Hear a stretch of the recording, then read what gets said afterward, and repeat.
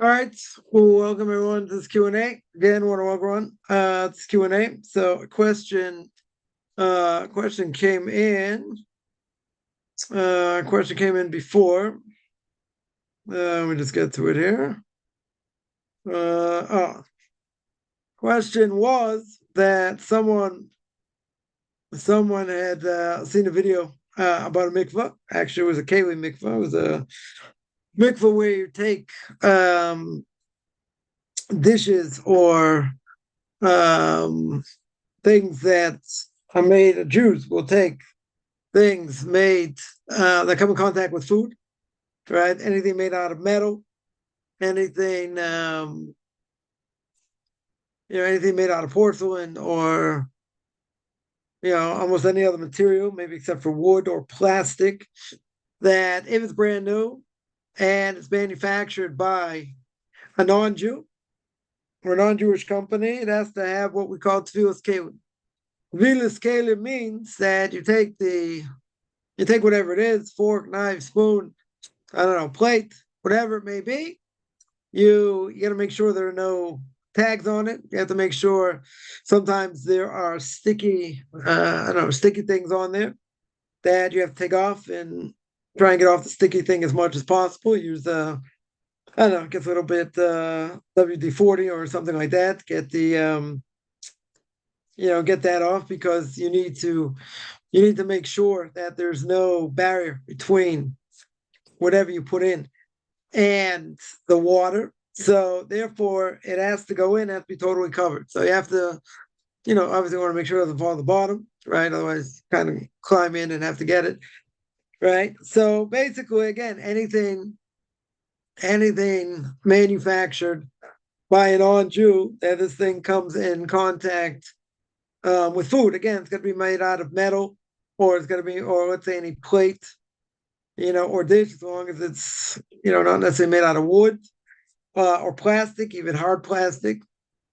So before they're used, they have to be brought to a mikvah. Now, for a non-Jew in the process of conversion, so you never do it until after conversion, because even before conversion is not going to help, right? It doesn't matter if you did it before conversion. As a non-Jew, it doesn't count, right? So therefore, you have to do it after conversion, and you're gonna make a blessing on it. If it's one vessel, I don't know, if it's one thing, you make the blessing out filas keli, right? Just in singular.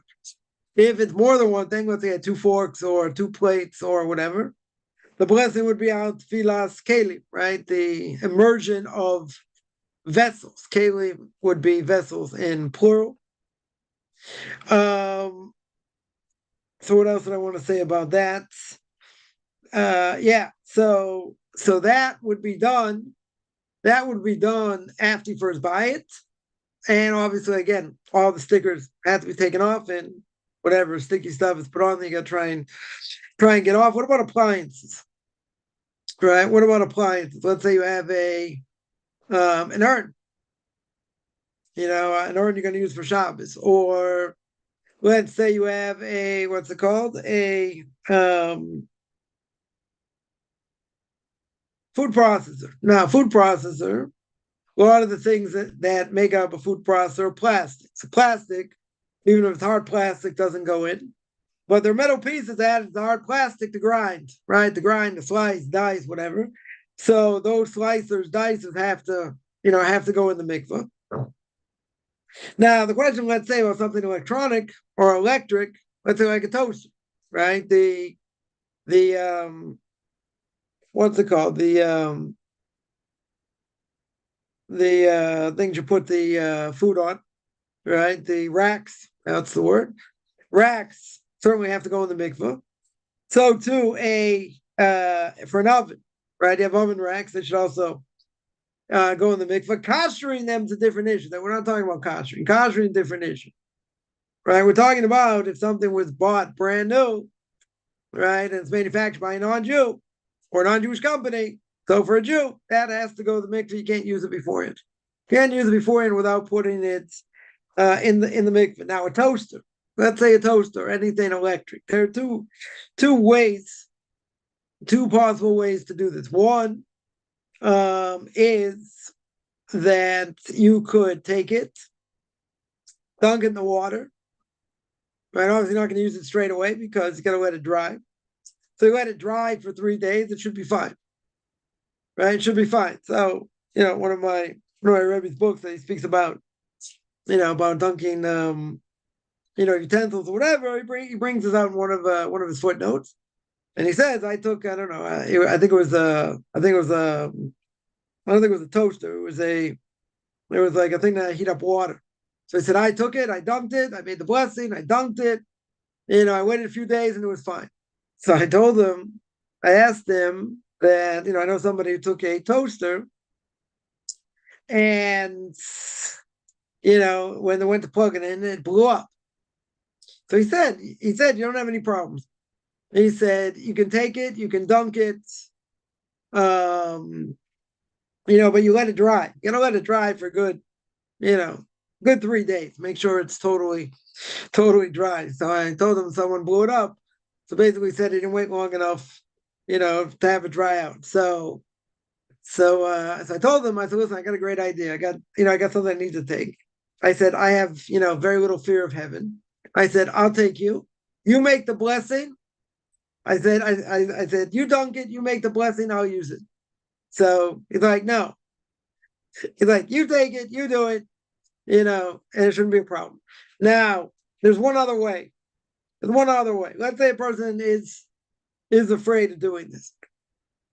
Let's say they're afraid of doing it. They don't want to do it. Maybe they feel, I don't know, it's going to get ruined, whatever. They don't want to do it. Okay, there's another way out. If you take it to somebody who, let's say fixes appliances or whatever, and they take part of it apart and put it back together. Right? I don't know, they take out some things and put it back. But obviously, something easy, something that's not going to take very much time. So it's like a Jew's like manufacturing it. He's got a part manufacturing it. Then you'd be exempt.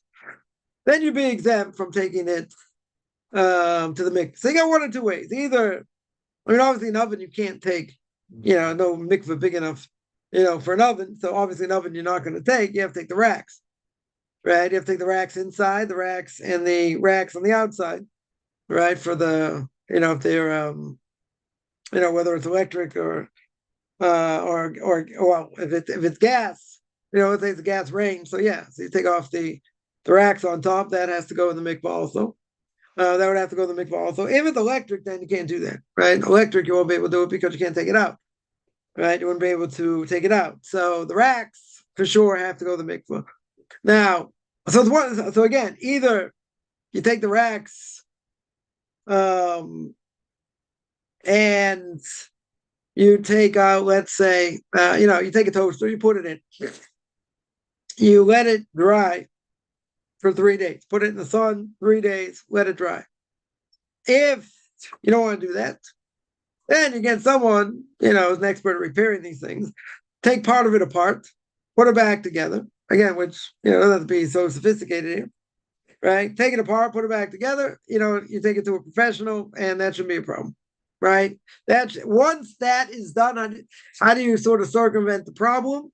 Once it's already has the portion of somebody a Jew doing something to it, that would take it out of the problem of belonging to a non-Jew or a non-Jew manufacturing it, and therefore you would not have to take it. You would not have to take it to the mikvah. Now, anything that the rack inside, that you have to take, because that comes in contact with food.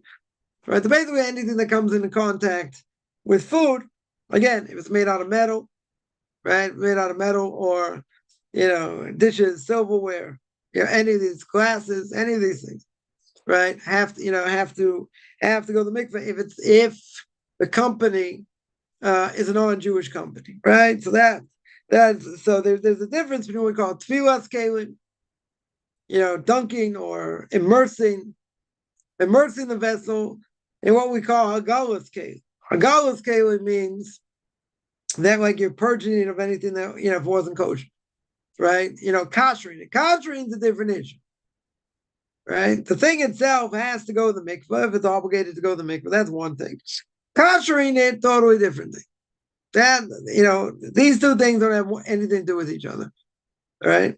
Putting it in the mikvah, okay, so that allows you to eat from it. Good. Right. But let's say this thing wasn't kosher. Yeah, let's say this, I don't know, frying pan. Frying pan wasn't kosher. Yeah. So it has to go to the mikvah for sure.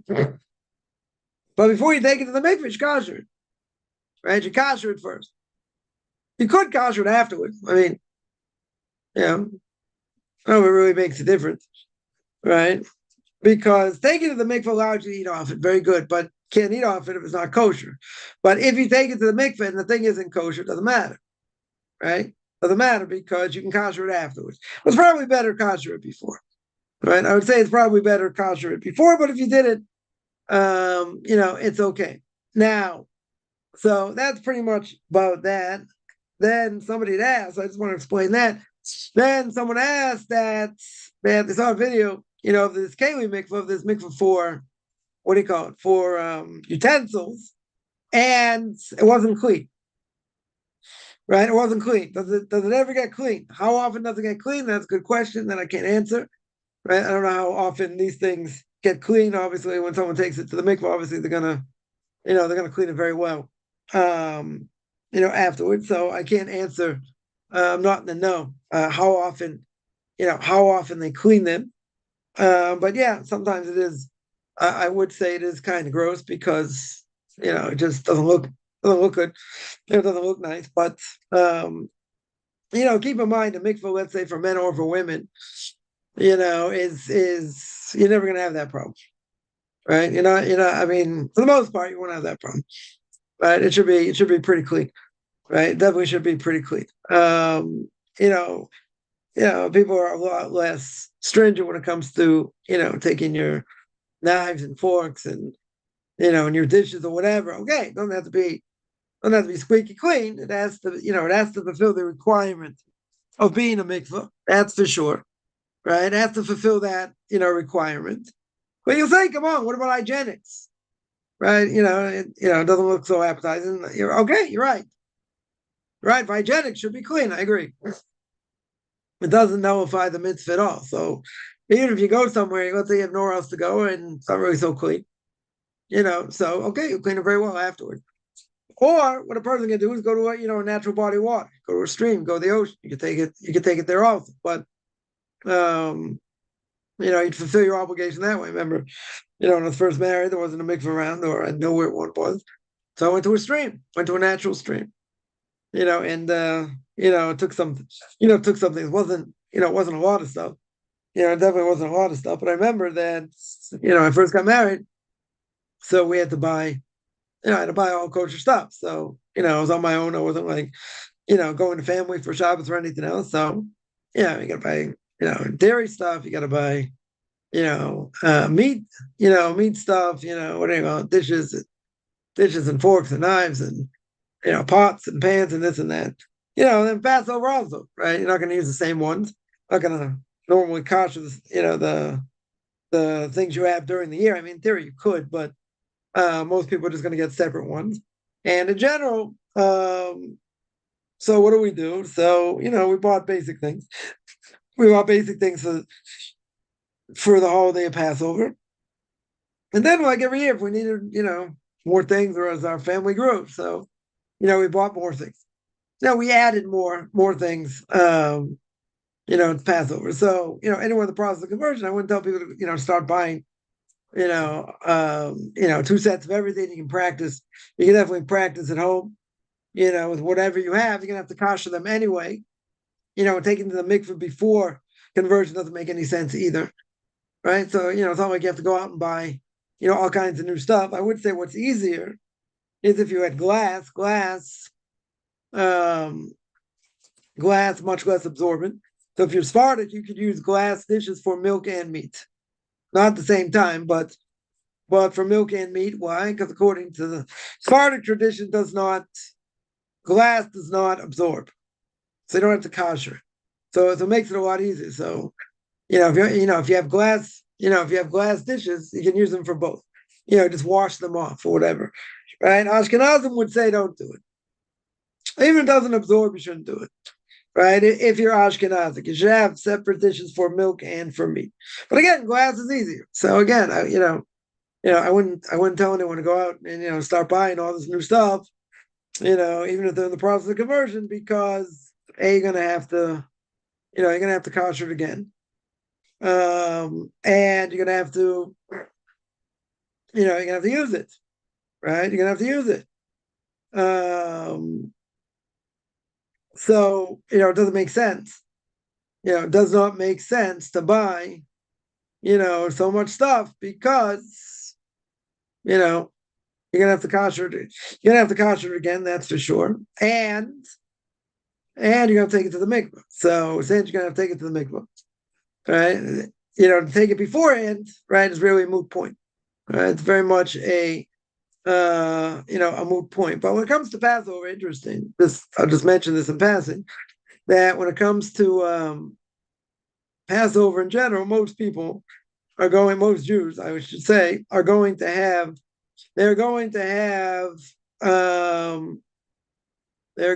have separate utensils for Passover also.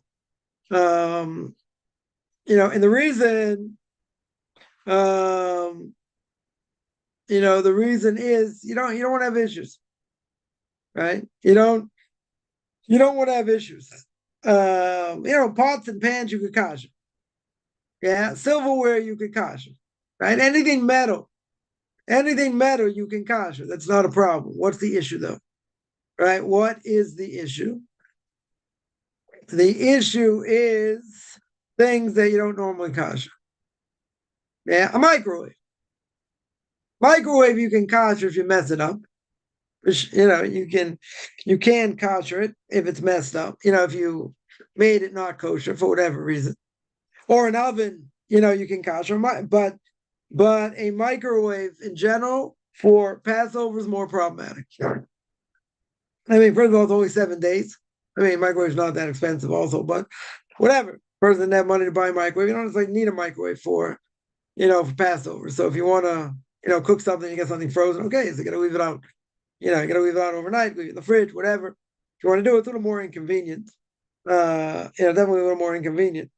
But if you have self-cleaning oven, so a lot of people, in the States will use that self-cleaning oven for Passover, meaning that they'll run it through a cycle on self-clean, and that will definitely burn anything inside, and if there's any residue or anything else. And the racks also will get burning hot, right? It's probably about 1,000 degrees or more. So that'll get burning hot. That's like using a blowtorch. So, that's according to everybody should be good.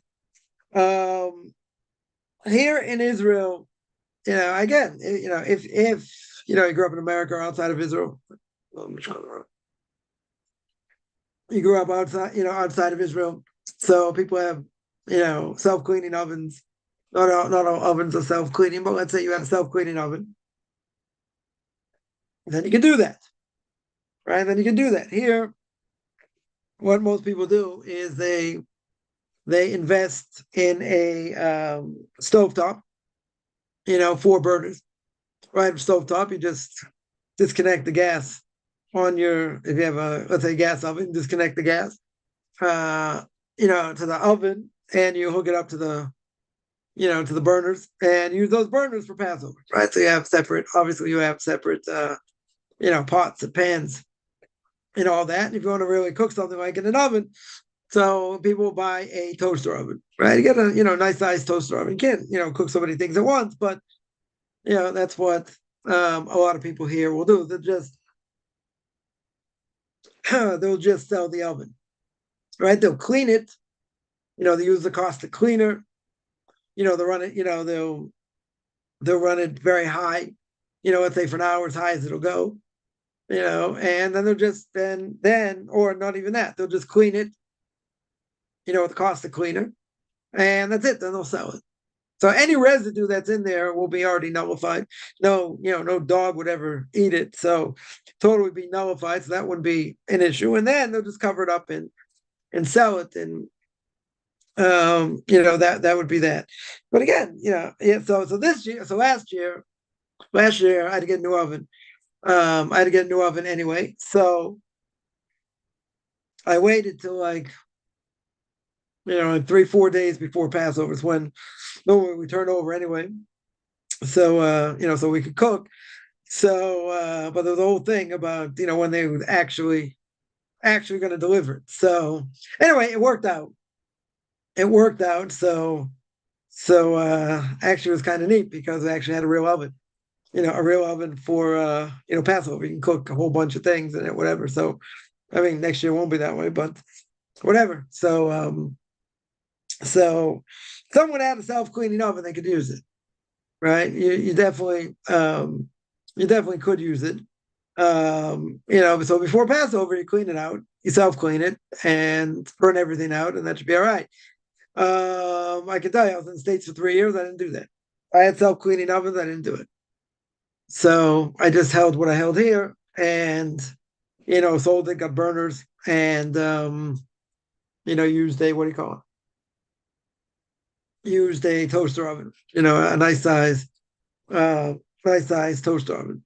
Again, someone wants to self-clean it, people do it because obviously it's easier. It's easier to use than a smaller toaster because again, things cook better, cook faster, and you can cook more. You definitely cook more. So like, that would absolutely make sense. But I didn't want to do it, and we didn't do it. So at least when I was in the States. So basically, just use the toaster oven, and that took care of it. Yeah, so that is what I want to say about that. Let me see here. Yeah, so the just to make clear, a mikvah for what do you call it? For pots, pans, and anything else. Again, I would say it's definitely better if it's clean. I mean, I don't think there's any question about that. But it certainly does not nullify the mitzvah. Now, some people say, well, they get grossed out by it. Okay, right? But some are cleaner than others. But again, I can't say how often it gets cleaned. And like the water sparkling, so I can't answer that. But I'm saying if a person would go to a mikveh themselves, like to dunk themselves, that water is much much cleaner.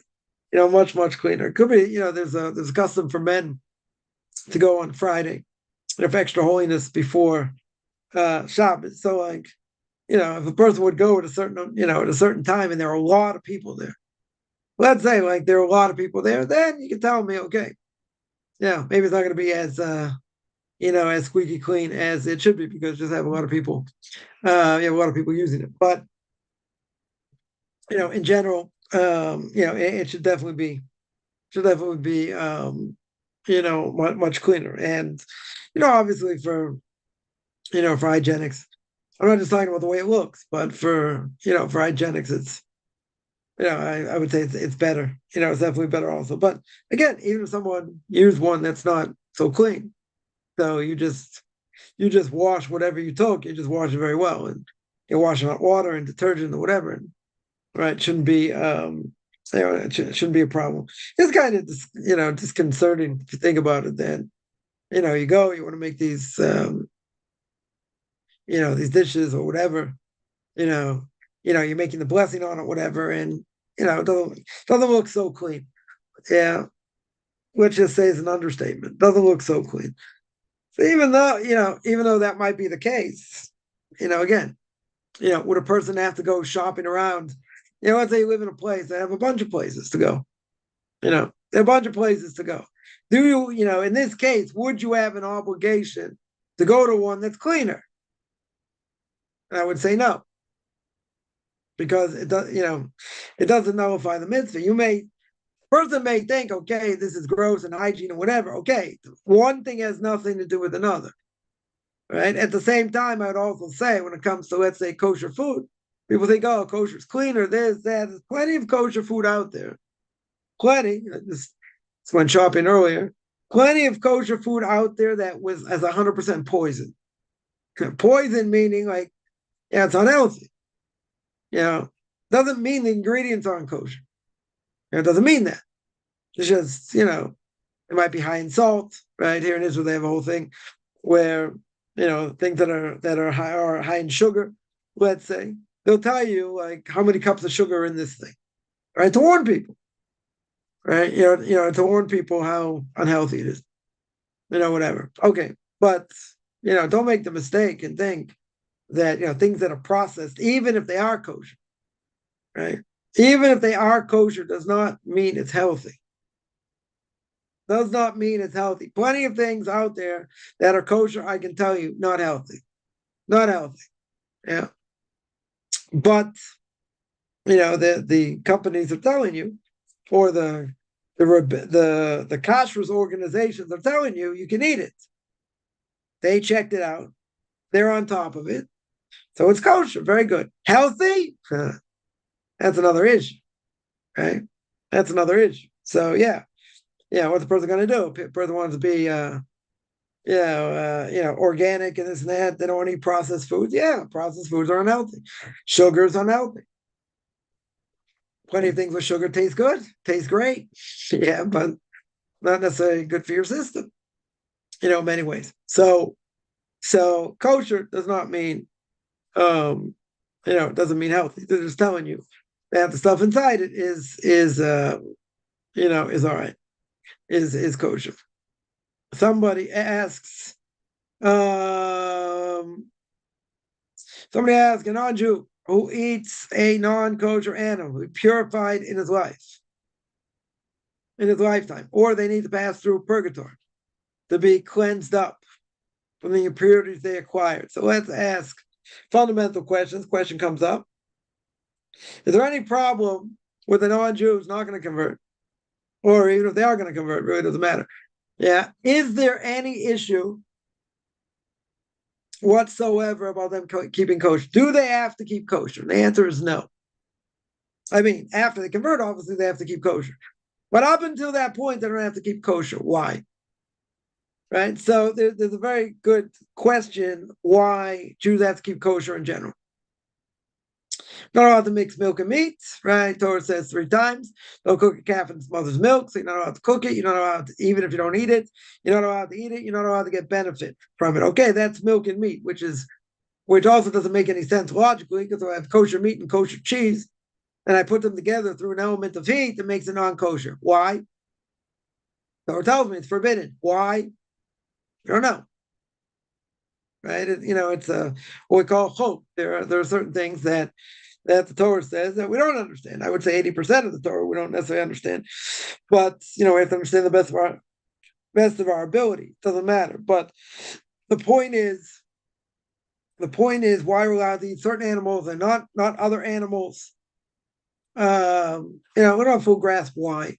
I mean, the Rambam in the Guide for the Perplexed, most people don't learn, because he was writing. He wrote this book about reasons for the mitzvahs, or it's a big part of the book, because there are a lot of people going astray, going after non-Jewish philosophy, led them astray. So he wanted to give, reasons, why we do, why we do the mitzvahs or certain mitzvahs or whatever. So basically, comes to kashrus, one potential reason is that it affects the Jew, what you eat. Meaning, the Gemara says that it's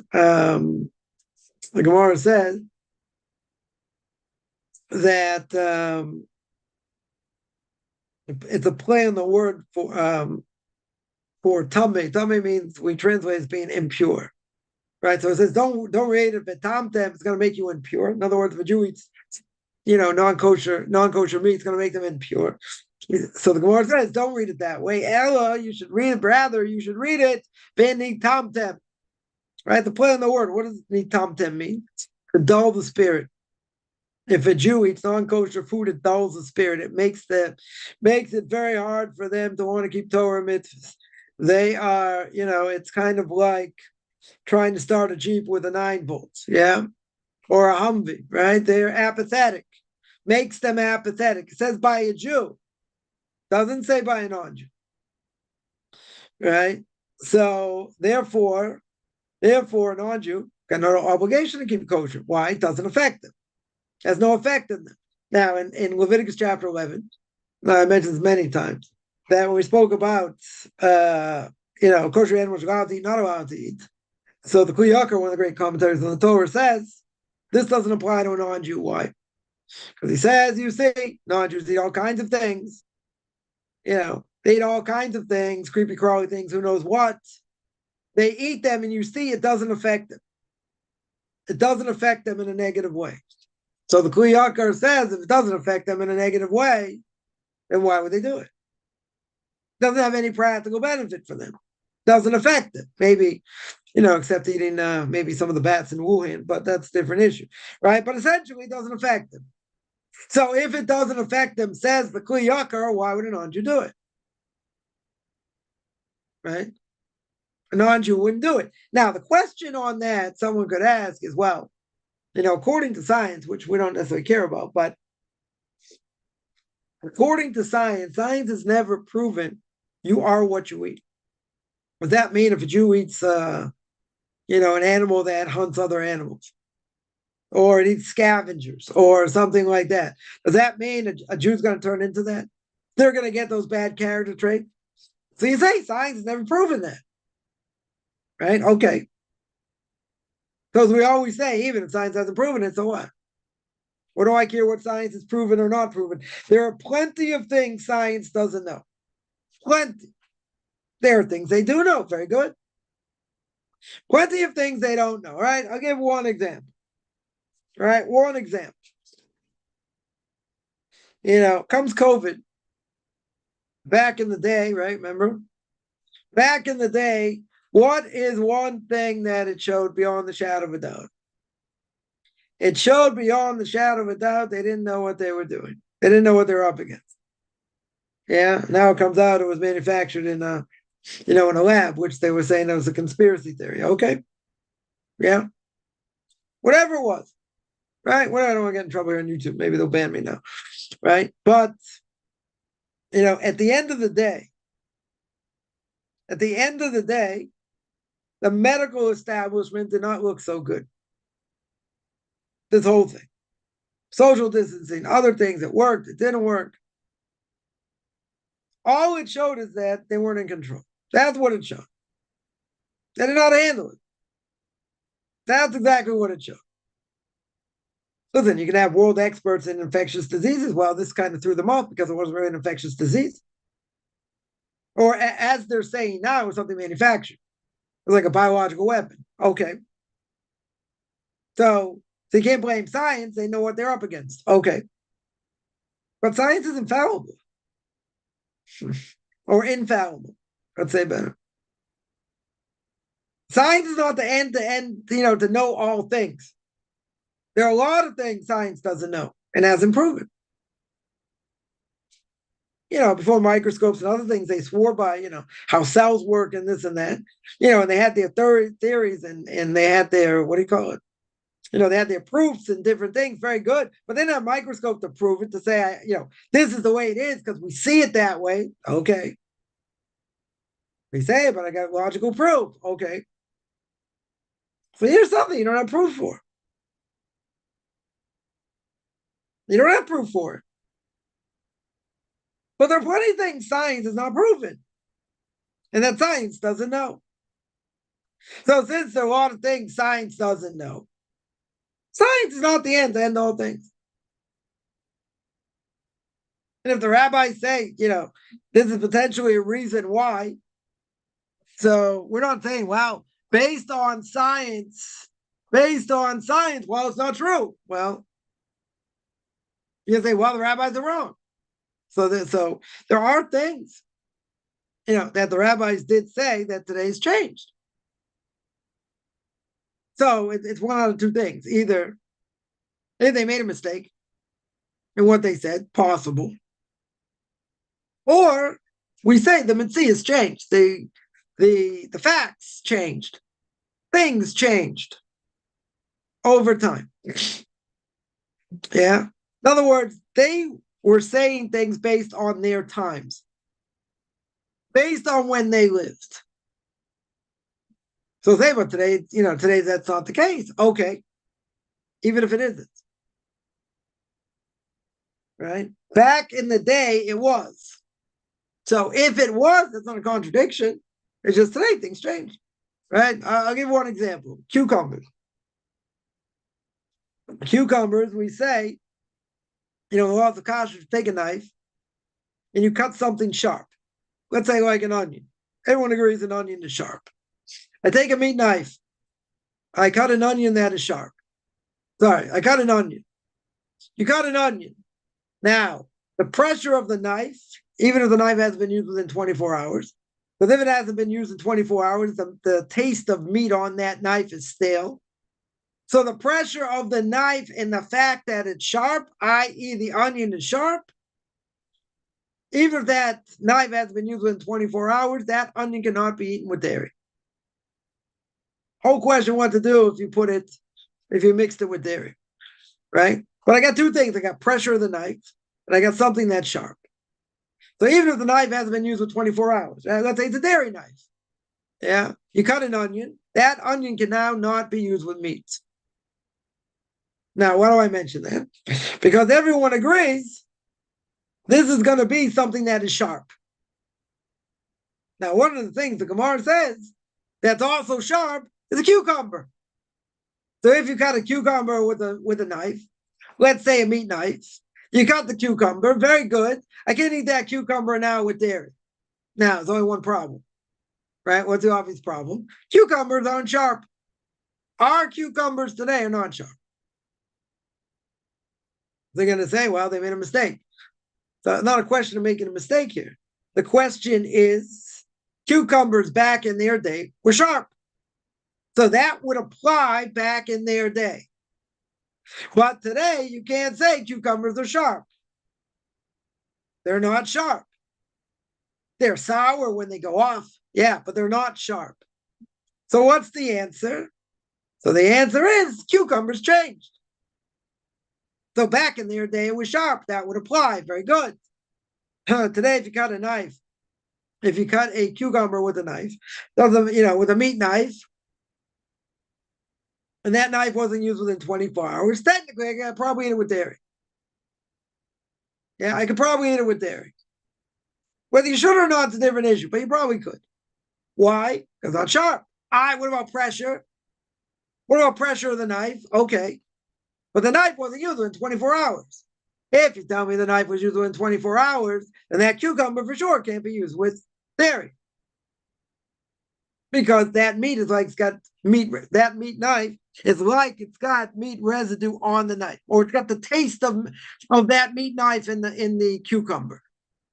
Okay. But in general, it's not sharp. So that could have changed. Other things could have changed. They're calling it the way they saw it. The Gemara says a lot of different remedies for different things. Different, eye ailments, this, that. Now, it could be if you used all the, used ingredients, it says, a person had an eye infection, right? So the Gemara says, okay, cut this up, put that together, grind it up, put it on your eye, it should be fine. Now, what if it doesn't work? What if it doesn't work? So again, what do people say? They're wrong. See, it doesn't work. They made a mistake. But who says they made a mistake? Why do I have to assume they made a mistake? Back in their day, these elements, you put them together, this is what happened. They're testifying on what happened and that it works against an eye infection. Good. It could be. You put those things together today, certain things might have changed. Yeah. Now it doesn't work. But doesn't mean it never worked. They claim it worked. Okay. So today, certain elements might have changed.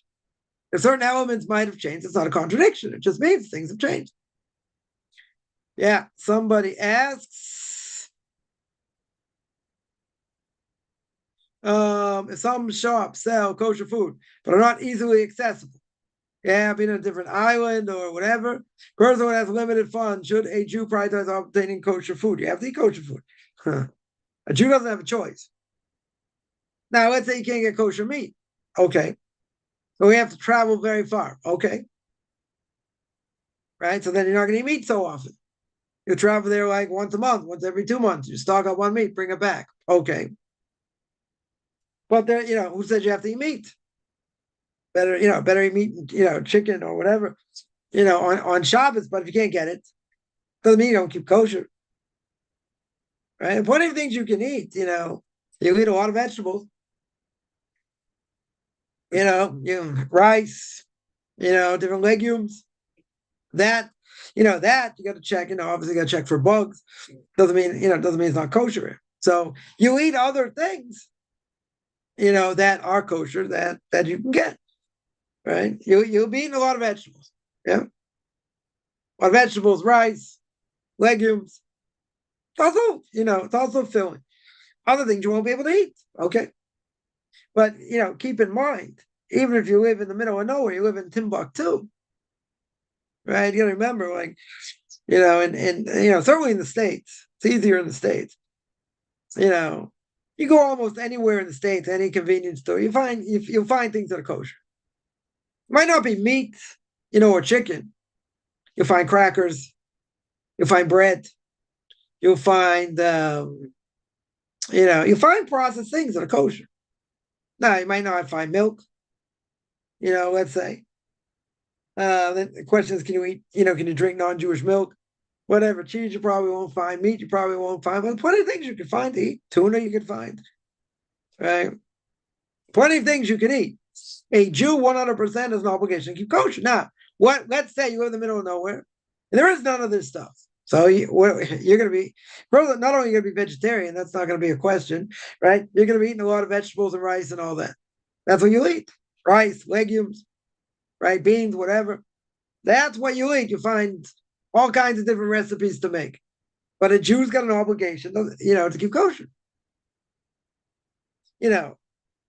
Drinking milk that was watched, that a Jew watched milking the cow, right? Or kosher cheese, or let's say kosher milk. Kosher milk is a good example. You live in a place you can't get kosher milk that's watched by a Jew. It's what we call chalav Yisrael, right? Literally Jewish watched milk. So you don't have that. Can you drink regular, non-kosher, regular milk? Sorry, regular milk.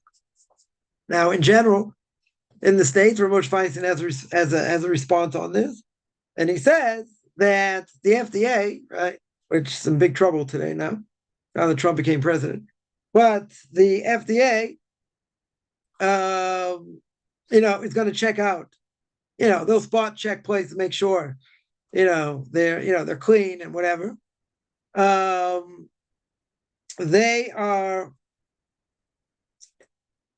not gonna, Rav Moshe Feinstein knows they're not gonna pull any shtick and put, let's say, pig milk in regular milk, right? They're not gonna do that. Why?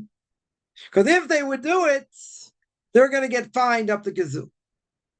They're gonna get tremendously fined. It's not worth it for them. Now, my Rabbi would say, but at the end of his response, let's say better, at the end of his response, he says someone who's what we call a bal nefesh, someone, holding somewhere in the world, shouldn't drink this type of milk.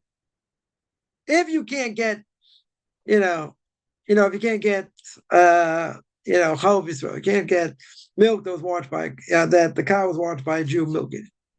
Yeah, that it was milked. Okay. Now, so Rabbi said no. Rabbi said that a company will pay the fine. They won't have any problems paying this fine, and you can't trust them. You can't trust them that they won't put pig milk in there. You can't trust them. So he would say, if you can't get milk that's washed by a Jew, then you can't drink it. Right? Then you can't drink it. So you have difference of opinion over here. You have difference of opinion. So that's by kosher milk. Right? But so what's the Jew going to do? Again, let's say in the middle of nowhere. What are they going to do? You say, well, you can't starve to death. Very good. You won't starve to death. You won't starve to death, right? You should be able to find, depending where you are, you should be able to find things that are not processed you can eat. Vegetables, bread, right? Kosher bread might be a problem. Yeah. Vegetables, rice, legumes. You find a lot of things to do with this stuff, but you have to keep kosher. Doesn't mean you're allowed to eat non-kosher because you can't get kosher meat or you can't get kosher cheese, and there are a lot of other things you can't get. Okay, but there are other things you can get. There are other things you can get. So there are kosher organizations. Again, depending where you are, they have like 60, 70, 80,000 products they certify. So in the States, it's a lot easier. A lot easier. If you live in the middle of Timbuktu and you really have nothing, right? Meaning there's, you're not even going to find these products or whatever. You're going to be eating a lot of fruit and vegetables. You're going to be, you'll be eating a lot of fruits and vegetables. But so, you still have an obligation to get kosher, right? So the question is how far you have to go for kosher milk and kosher cheese. Yeah. If you can't get it, it'll take you like half an hour to get it. Technically, you can eat milk, that wasn't washed by a Jew. Okay, that's about it. Yeah, but you should be able to find other things to eat. It might not be pretty. There's only so many things you can do with vegetables. Okay, you won't starve. 100%, you won't starve. But you have to keep kosher. You don't have a choice. Wherever you are, you have to keep kosher. Somebody asks, what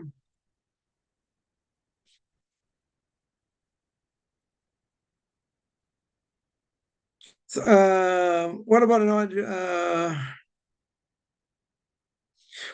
non-Jew who eats only kosher animals because of their culture to not allow any non-kosher animals? Okay, I'm not saying you can't. I'm just saying you have no obligation to. There's no obligation to eat kosher. If you live in a place, all they have is kosher meat, okay, so eat it. I didn't say you don't have to eat it. I'm saying you have an obligation to eat it. And you don't have an obligation to eat it, right? Certainly not an obligation. But if you're in a place, that's all they have. And all the food, and all the meat and all the chicken or whatever in that place is all kosher. Okay, right? I'm not saying specifically don't eat it because it's kosher. I'm just saying that you don't have to go out of your way to do it, right? And it's certainly not an obligation. Someone says, true, I travel 3 hours to buy kosher. Yeah, that's what people do. Or today, depending where you are, you can do things online, right? Certainly in the States, you can get kosher food online, so it can have a sense to you, right? Also, someone here says, when I run out canned fish, yeah, as long as you know that the fish is kosher, and there's nothing else in it, right? It's gonna have scales and fins. If it's got nothing else in it, it's not processed. Yeah, you can eat fish, right? Not a problem. Tofu, beans, lentils, right? Some places you can get a whole bluefin tuna fresh. Yeah. What do you think? Well, there's a question, let's say eating fish, let's say in an open market. Yeah.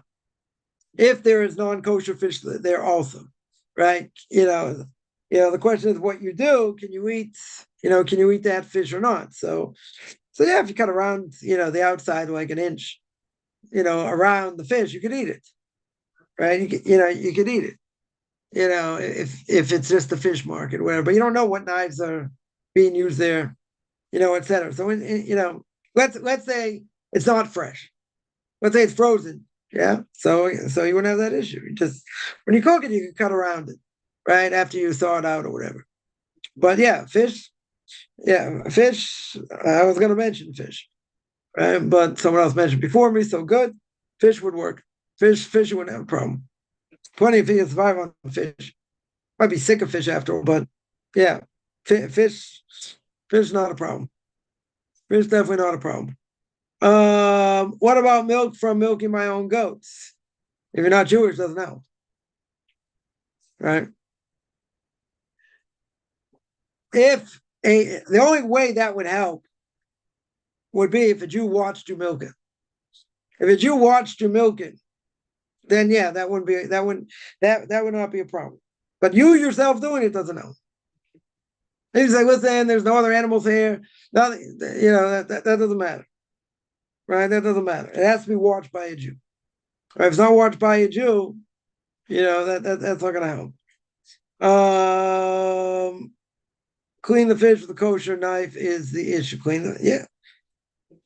Again, if you cut around the fish, like an inch around the fish, right, then you shouldn't have an issue. Right? I think that's about how far the knife will go in, right? Even if it's a non-kosher knife. So if you cut around the fish, that should take care of the problem. Make your own bread. Yeah, you could do that. You could definitely make your own bread, right? You have your own bread. That's true. I know a goat is kosher. I was wondering about milking. My goats are kosher. Wait. So sorry. If you are a Jew, yeah, then you'll be able to, right? If you would be, that would be Chol Yisrael, right? Right. I'm talking about if a non-Jew did it. If it's a non-Jew doing it, a Jew has to watch it. If you're Jewish, you're right. Then that should be fine, right? Healthy. It's healthier. Also, goat milk's also healthier. I used to drink goat milk and goat products, but they became very expensive. But yeah, definitely healthier than milk in many ways.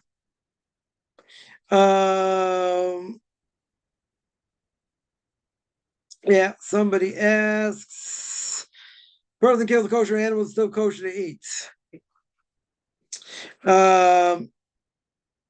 If you would kill it in the right way, right? If you would ritually slaughter it, you know what you're doing, you can eat it. Yeah, but again, as a non-Jew, if a non-Jew, let's say, didn't ritually slaughter it the right way, but it's a kosher animal. Okay. Let's ask the question like this: does a non-Jew have an obligation to do that? No. Does it affect them in any way? No. So you can say, okay, if I don't ritually slaughter because I don't know what I'm doing, right? You don't know what you're doing. Let's say, first of all, you don't have an obligation to. That's for sure. Second off, if you did it, is it kosher? What makes it's a kosher animal, right? If it's a goat, or if it's a sheep, or it's a chicken, right? Most chicken, yeah, that shouldn't be a problem. What makes it kosher is two things. One is the species itself. The second is how you slaughter it. How you slaughter. If it wasn't slaughtered properly, it doesn't really matter. But so you could ask me, if I kill the animal and it's a kosher animal, is it kosher? Well, not for a Jew.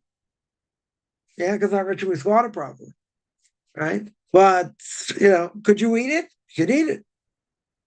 Yeah, you definitely could eat it. Yeah. Do you have an obligation to even do that? No. No obligation. Right? The Kuyakar says it doesn't do anything anyway. But again, we're talking about things that that are kosher over here and done the right way. So in this case, even though the animal's kosher, it's not slaughtered in the right way. If it's not slaughtered the right way, it really defeats the purpose. But even if you were going to do it, let's say, even if you're going to do it, say, well, it's a kosher animal. Okay. And even if it was ritually slaughtered properly, let's say. Yeah. Even if it was ritually slaughtered properly, does it affect you in any way, shape, or form as a non-Jew? No. Right? It has no effect. You want to do it, you can do it. Right? But the Kli Yakar says, not my language here. This is what he says. Why would a person do it? That's what he's asking. If it doesn't have any effect, why are you going to go through all the hoops to do it? Even if it's not done the right way, it's not ritually slaughtered the right way. So what? Right? Doesn't really matter. Right? But the point is, he's saying it doesn't affect you.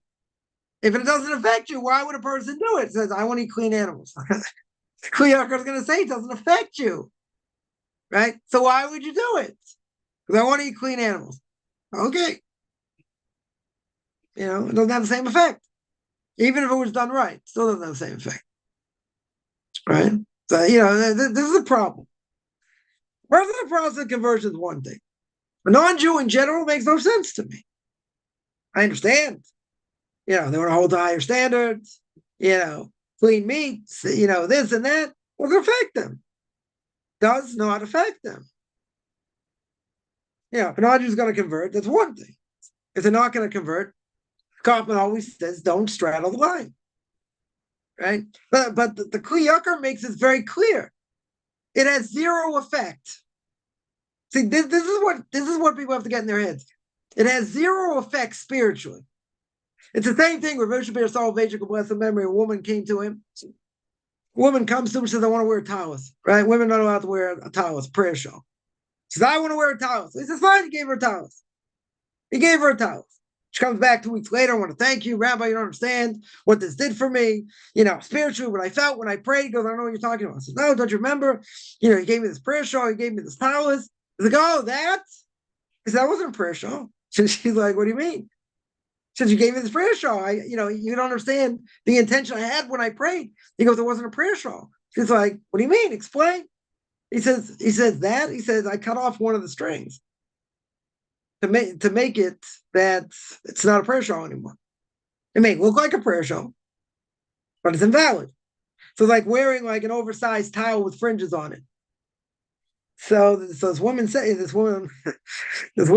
like, come on. Like, what did I feel? What was the spirituality that I felt? You know what he said? He said, I have no idea, but it wasn't the power of the mitzvah. It's what we would call in the vernacular psychosomatic. You felt something, okay, but it cannot be at all from the mitzvah itself, because you didn't do the mitzvah. The mitzvah was nullified. I cut off one of the strings. It means it's not a tallis anymore, and you can't carry it on Shabbos. Yeah, if you didn't have an Erev, you wouldn't be allowed to carry it because it's invalid. It's, unless you'd wear it like a coat or something if you could, right? But in general, it's invalid. You wouldn't be allowed to carry it outside. You can't wear it either. Even better, you can't wear it because it's not clothing here. If a person wanted to, on a rainy day, could they put a towel over their head on Shabbos without an Erev? Could they put a towel over their head? No, it's not clothing. It's not clothing. Yeah, so it's got to be used in a way that clothing would normally be worn. This is not normally worn. So now you're going to tell me I'm going to wear towels outside, right? Guy's going to wear towels outside. You better make sure that the tzitzis are kosher, that they're tied right. None of them are, cut off if you don't have an Erev, because otherwise you're carrying on Shabbos. So this thing is like an oversized towel with a few fringes on it. So she asked him, like, what did I feel? He said, I have no idea what you felt, but it wasn't that. It cannot be the power of the mitzvah, because you didn't get the mitzvah. You didn't do the mitzvah. But person feels much better, stronger, this, that. Okay, but it has nothing to do with the kashrus of the animal. For a non-Jew, it just doesn't affect them. Doesn't affect them the same way. So a person says, I want to do it. Okay. Right? But again, Kli Yakar knows 10 times, billion times more than I'll ever know in 10 lifetimes. And he's telling you if it has no effect, and this is his question, if it has no effect, why do it? The person wants to do it, it affects them. What about what they feel? It doesn't matter what they feel. It doesn't affect them. So, I see these, quote unquote, these super Noahites do things. They're straddling the lines. You just can't straddle the lines. You want to stay in on Jew, stay in on Jew. They eat pork, pig, whatever, who knows what. Doesn't matter. Doesn't have an effect. A Jew, it has an effect. That's a different issue. That's a different issue. Yeah. But you got to do it. You got to say, oh, it's going to affect me this way and that way spiritually. It's not. It's just not. That's, that's what he says. Yeah. Let me see. There are a few other questions here. Someone says, eat so you don't die. Okay, but you're not going to die over here. Plenty of things you can eat. Didn't Noah eat kosher meats? Who says he ate kosher meat? And who says he was Jewish? The laws of ritual slaughter were given at Mount Sinai. They were allowed to eat meats after the flood. Before the flood, everyone can say that before the Torah was given, better be a vegetarian because God said you weren't allowed to eat meat. You weren't allowed to kill animals for food. So a person can say, so in that sense, it's better to be a vegan. Okay. Yeah, but God gave us the right to eat meat, gave us the ability to eat meat. Now, it says that Noach knew the difference between kosher animals and non-kosher animals. How did Noach know? How did he know? Because the Torah says, so Rashi says, it must be you learned Torah, because otherwise he wouldn't have known. Very good. Yeah, but who says he ritually slaughtered? Who said he ate meat? And even if he did, right? Right? So even if he did, yeah. Who says he ritually slaughtered it? Maybe just he ate, he ate kosher animals, let's say. Let's say. No, it wasn't Jewish, you're right. It wasn't Jewish. So after giving the Torah, okay, it's a different issue. Before the Torah, you could easily argue that you didn't have to keep it, right? There was no Torah at that point. Even though, okay, you say he learned Torah, very good. But who says that aspect of Torah applied to him? Maybe not everything applied to him. Abraham, Isaac, Jacob kept the Torah before it was given. So the question is what level? Even Shabbos, what did they do? Or what did they do? Yeah, it's kind of complex over here. But in this case, you can say he wasn't obligated by the Torah at that point. He recognized and knew which animals were kosher, not kosher. Okay. So if you want to say he wasn't Jewish, let's say it's a good point. He wasn't Jewish, so he can eat meat. What's the problem? Who says he ate kosher meat? Who said he ritually slaughtered it? If you tell me he kept the Torah before, then you got a good question. Then it's a question, because if he kept the Torah before, very good. So that means that he's eating kosher meat. So you have a lot of questions like that, right? Yaakov marries two sisters. That's forbidden. How's he allowed to marry two sisters if he kept the Torah? How are Yehuda and Tamar allowed to be together? Some say they stayed together after they were together. Daughter-in-law, father-in-law, forbidden. There are a lot of questions on Abraham, Isaac, and Jacob and their offspring, how it could have been they did certain things if they kept the Torah. A lot of questions. This book's never been translated. I haven't seen it. But, goes through a lot of these cases trying to determine what the patriarchs were and what their kids were. Were they Noahide or were they Jews? Were they considered Jews before the giving of the Torah? That's a big question, right? So I'm going to say very simple. I just mentioned two examples. Yeah, if they were Jews, it's problematic, right? You take Lot and his daughters. Yeah. No one says they were Jewish by any stretch. Incest. You're going to say, okay, they got them drunk, whatever. It's still incest. Incest is forbidden for non-Jews. Yeah. 100%, according to Noahide law, is forbidden for non-Jews. How could they've done that? So you say, well, maybe that's different because they thought there was only left in the world. So they need to repopulate the world.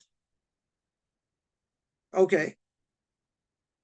That could have been death penalty. They're willing, so you could say, well, they're doing it, they had an ulterior motive. Trying to save the world from destruction. There's nobody else to populate the world.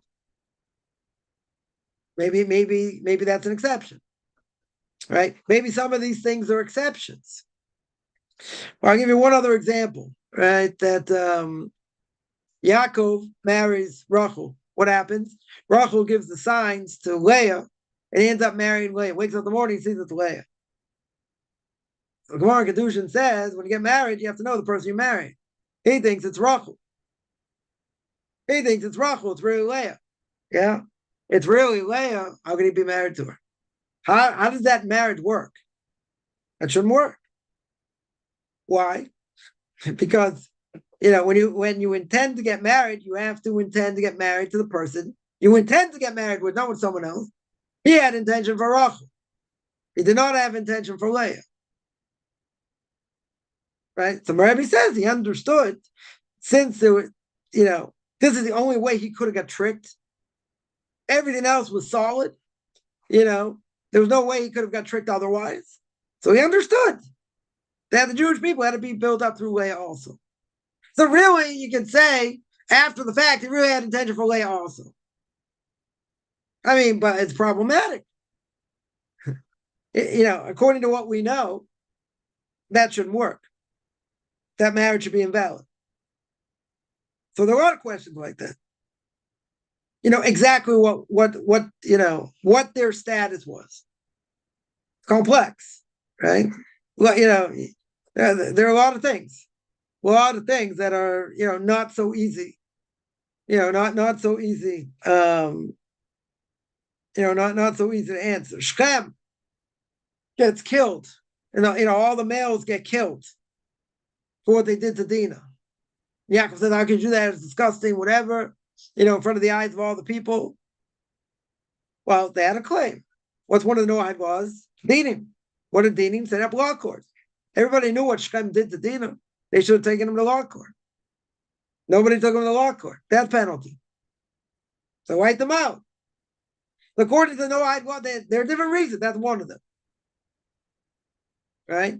That's one of them. So what was Yaakov getting upset about? According to the Noahide laws, they deserve death penalty. Yeah.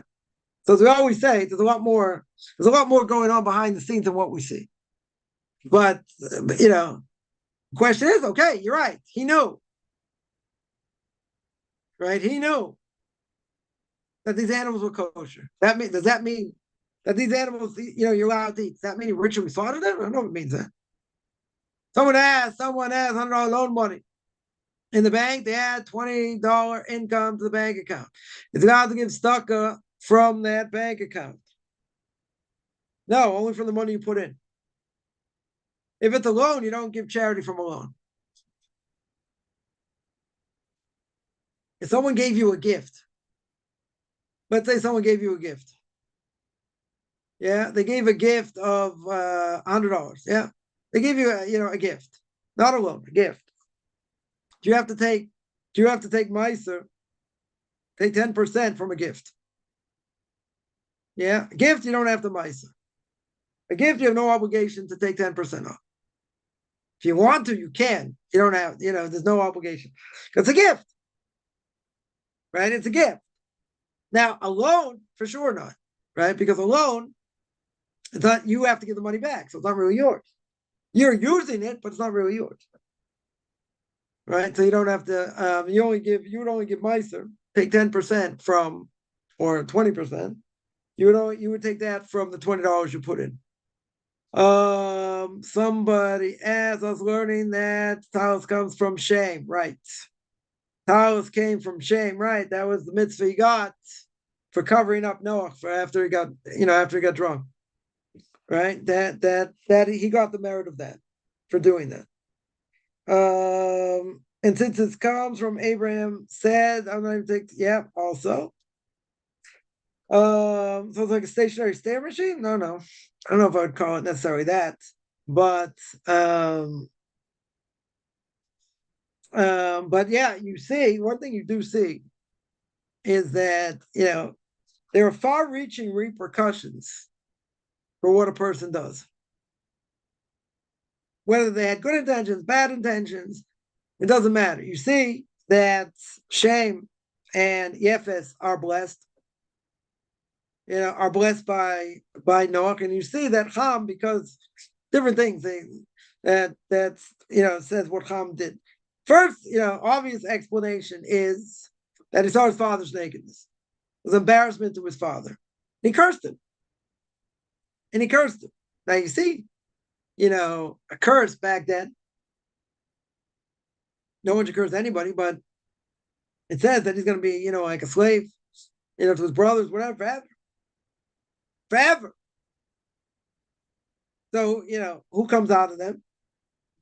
Who are the people that come out of Ham? Are the blacks. Yeah.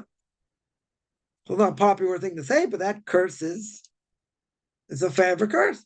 Some of them can get out of it.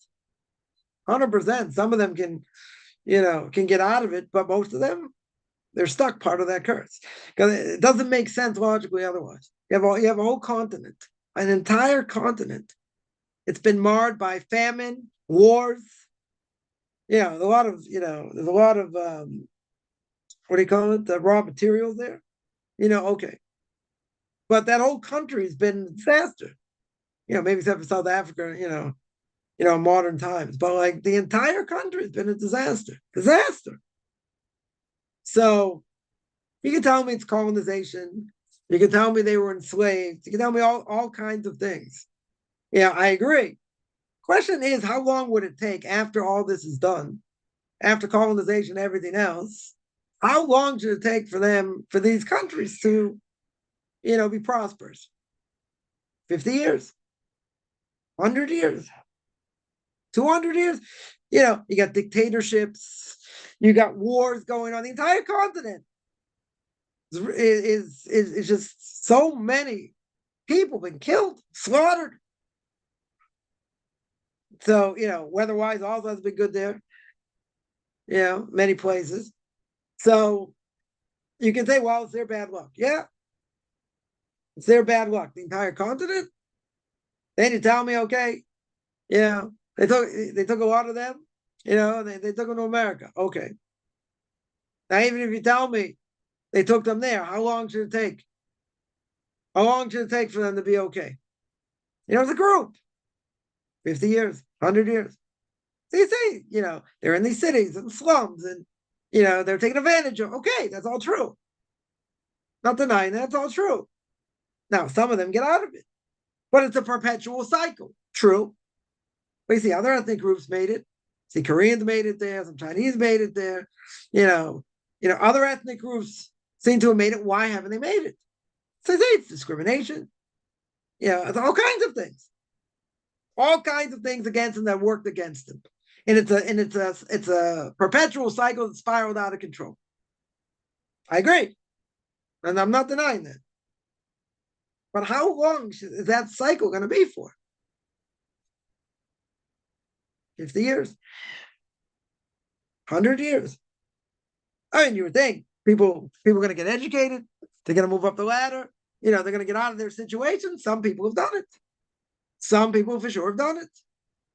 But on a mass scale, has not happened. Hasn't happened. So you can give me sociological explanations. You give me other types of explanations, and each one has truth to it. Each one has some level of truth to it. But on a bigger scale over time, something should change. Should it be perpetuated forever? As a group, I'm not talking about individual, I'm talking about as a group. Yeah, it should end, or part of it at least. But the fact that it perpetuates over and over and over again, yeah, it's a vicious cycle. Good. Right, or not so good. But look at the power of the curse. If I wouldn't know such a thing, that's what the Torah says, and that's what Noah did, no rational explanation that's going to satisfy why it's perpetuated for so long. None. Doesn't make any sense logically. Right? So there are different reasons what happened. One is he saw his father's nakedness when he was embarrassed. Yeah. That's one reason. Another reason is he castrated him so he couldn't have any more kids to get a bigger inheritance. That's pretty bad. Imagine you wake up and find that happen. Yeah. Castrated him. Right? Rashi brings up. That's another reason. I think a father would probably, cut out his son, no pun intended, for inheritance after doing that. Doesn't want to have any more kids. Well, there are other ways to do it. Back then he could, there are certain potions you could have taken, so, make him impotent or whatever. Okay. That's it's kind of a vile way to do it.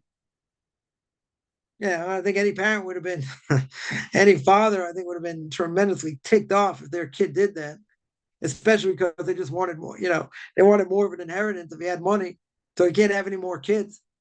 Either he's going to live longer, doesn't matter. That's that's kind of vile thing to do. But I mean, that's one of the reasons. That's another reason. So a number of reasons. There are a number of reasons that this happened. But I'm just pointing out that he cursed him, and he says that this curse is going to be forever. It's never going to change. So I'm just saying, if you were to ask in general, give me a rational explanation of how that could happen, right? A rational explanation. So you give me certain things. You can tell me they were enslaved, they were brought there, they were enslaved. Perpetual problems. This, that. I get it. That's not going to answer everything. That's not going to answer why it's still that way. Because everybody, every ethnic group has had their day. They've succeeded much more than them. So you have to ask the question, why? Yeah. If I didn't know this, I wouldn't have any explanation. So Rabbi Victor Miller has the same question. Same thing. According to all that, Rabbi Victor Miller said. Yeah. You see the power of a curse. And that's what it did. What do you tell me, like a whole continent? So someone told me, they invented certain things or whatever, but the whole continent's been an absolute disaster. Yeah, from colonization, all that, good, but like the whole continent, come on. Famine, wars, people slaughtered. Yeah, it can take time to fix that up. How much time would you give it? I'm just saying, a couple hundred years, things should turn at some point, I would think. Oh, but they haven't been educated. Oh, this hasn't happened. They don't have good resources. I mean, all these things could be true. But if you add them up all together, it still doesn't answer. That's my point. It doesn't answer. The fact is, you got to say, that's because of the curse. Camel milk is kosher drink. No, it's not. Not kosher. For a Jew, it's not kosher. Because camel's not a kosher animal. Anything comes out of a non-kosher animal is not kosher. Yeah. Let me see. Any other questions?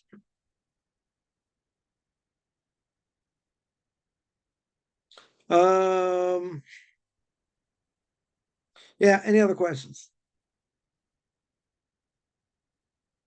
Is there kosher giraffe milk? No, we don't even eat kosher. We don't even eat giraffe anyway. So, many say because you can't slaughter. No way to slaughter it. Right? Know exactly, where to slaughter it. So we don't need it. We don't need it. So even if,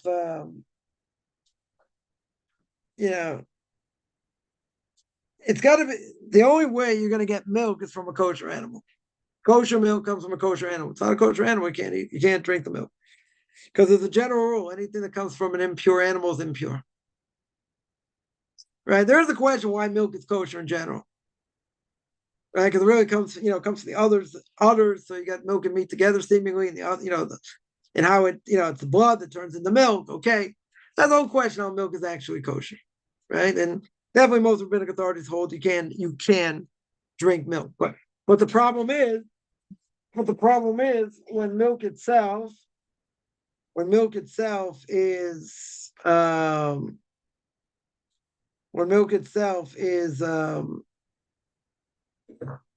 what do you call it? It's milked, then if it comes from a non-kosher animal, then it doesn't matter.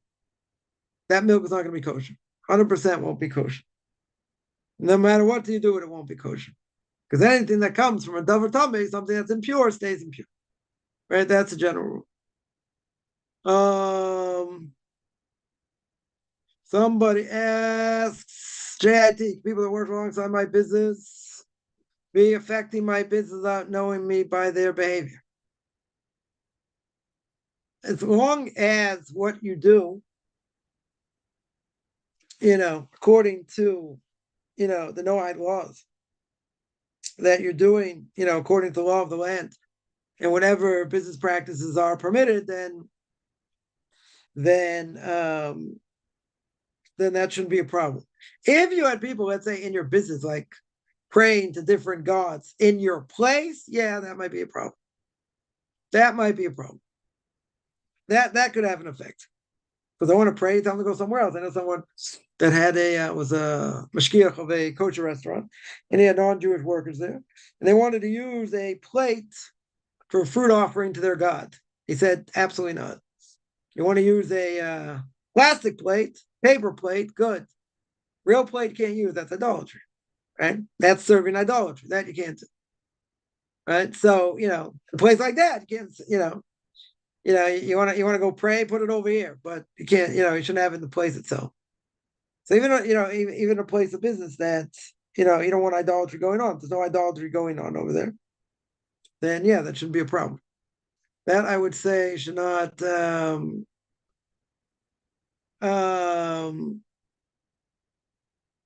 should be a problem. What affects business? What a person does, what they think. So sometimes it'll be better, sometimes not. Right? It depends, obviously, on the situation. Right? But in general, let's say you're in a recession. Let's say a person lives in a place that's a recession. So a person could say, okay, so you're affected like everybody else. So that's not, obviously you got to put your best foot forward and God's in charge, whatever. But, it doesn't necessarily mean it's anything that you've done or any of your workers have done. You're in a recession. You're in a recession, right? When a person's in a recession in general, then everybody's affected. Usually everybody's affected. Depends on the business, right? Depends on the business. If it's something, if it be, let's say, a side thing that's not affected by that, yeah. So then you don't have any issues. But most most people, let's say in the States are going through a hard time. Prices going up and all kinds of things and this and that, and people aren't making money exponentially. And they're having a hard time. Says, I must be doing something wrong. Well, not necessarily doing something wrong. Your money doesn't go as far as it used to go. Yeah, they're not compensating for that. That's not your fault. That's not a punishment. It's just that situation stinks where you are. Gas is up, corn is up, other products are up. Your paycheck is not going up exponentially like everything else is going up. So you say, well, what am I doing wrong? Doesn't mean you're doing anything wrong. Right? It just means the economy where you are stinks right now. Right? And eventually it's going to turn. Right? But, again, if there are bad business practices going on, if there's idolatry going on, yeah, that I would say is a cause. Or for sure could be a cause. Right? No question. If it's not that, and there are other things going on where everyone's suffering. So, you're part of everyone suffering. Persons in retail, and everything around them, like people aren't, spending money, or they're buying things online much cheaper. But a lot of places out of business. A lot of places out of business. In America, when Walmart came along, or it started as Kmart or King's or whatever, Walmart put all these smaller places out of business. They could buy in bulk and other things. So so what do all these other mom and pop shops do? They shut down and find something else to do. But again, if the whole country's suffering, that's not something to be overly concerned about. Everyone's going through it. But yeah, if there are practices going on that are problematic or that are wrong, yeah, that's an issue. That's for sure. That's for sure an issue. I wouldn't do it. Right? You want to pray to their God, pray somewhere else. Pray outside. I don't know. Be like the Muslims, just throw down a mat and pray. You can do that. But shouldn't be in your premises. Idolatry, should not be in your premises. And certainly, obviously, bad business practices. But, again, let's say neither of these are the case. It's just a slowdown around wherever you are. So then it has nothing to do with you. It has to do in general with the whole thing. So still, you still got to pray that God, should help in other ways, bring in business other ways. That you won't be affected by the slowdown. Not so easy. Not so easy. Yeah. Any other? So if you don't know their behavior, right? That's where the question. If you don't know their behavior, you don't necessarily have to assume it's something they're doing. If you can see what they're doing, and it's one thing. But if you can't see what they're doing, doesn't necessarily mean what they're doing has the effect. You got to remember also, when a person wants to do good things, and help others, Mr. S, the evil inclination, angel of death, whatever you want to call him, can make life very hard. You make life very, very hard. But if you're in a situation, everyone else around you suffering the same, then it's out of your hands. Well, out of your hands.